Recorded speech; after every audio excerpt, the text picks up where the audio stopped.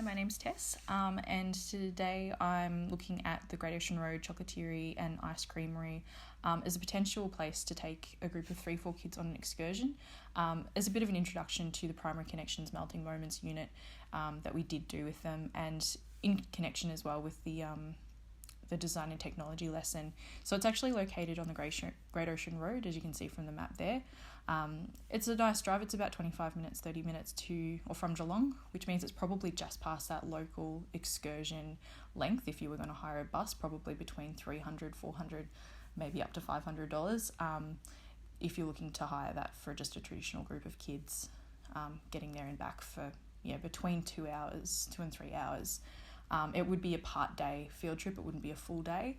I think the best way to do it would be to, a half-day excursion. There's plenty of activities. You'd be able to push it further if you were going to, but I think to keep the kids interested and keep it snappy, between 2 and 3 hours. There's some great outdoor areas and cafes that are here, as well as the really big chocolate shop. So I think ideally, if I were going to take a group of kids here, I'd make it about 3 hours total between leaving the school, getting back, and probably about 2 hours of activities in the middle where they have the chance to probably bring their snack as well. So as you can see on the screen, there's a small video of me entering the complex. There's a really beautiful entrance here as well. And as you enter here, which I don't have a video, the reason I don't have a video is because there are actually people from the public inside. But as you can see, there's a huge chocolate shop as you enter there, and off to the left there's a cafe, and as you go through that cafe there's another little area where there's a room to hold classes, and coming up on the screen at the moment are the 3 options for kids classes. So the idea of this excursion would be to hold one of these classes, and there's lots of things actually around that room, and you'll see in the photos in a second that there's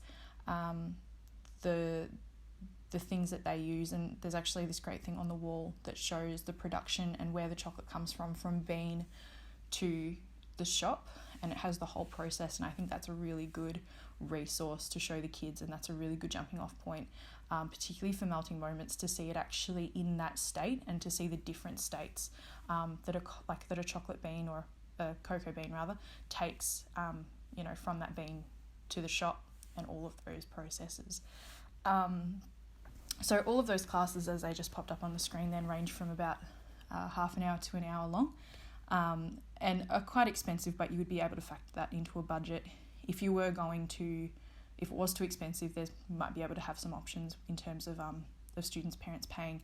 Obviously, because this is an edible type of an excursion, you would need to make sure that there would be dietary requirements on the permission slip that you take home.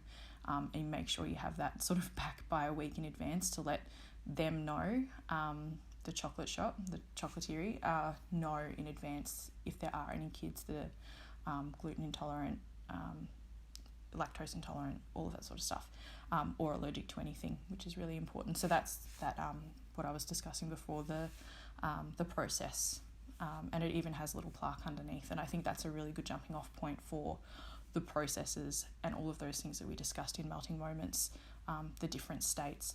So my idea with this excursion would be to split the kids up into 2 groups. As I was discussing with the guy showing me around, he was saying that the ideal group in those classes is about 12 to 18. So if you had a normal class size of 24 to 28, you'd split them in half of about 12 kids. You'd have one group doing that class, and then another doing small activities like using that huge outside area, maybe looking around at some things like the ice cream in the cafe, looking at some different forms of chocolate, and another big activity would be actually to look inside at the production window. As we saw just a second ago, there was some behind the scenes, how they make the chocolate and stuff like that. I was able to go behind the scenes and have a good look at that, but I don't know if they'd let the kids do that because there was quite a lot of red tape to sort of get behind there, but they would be able to watch the production of it all and to see it go from melted and how they melt it, and then making the different designs. And there's a really big connection here to real world.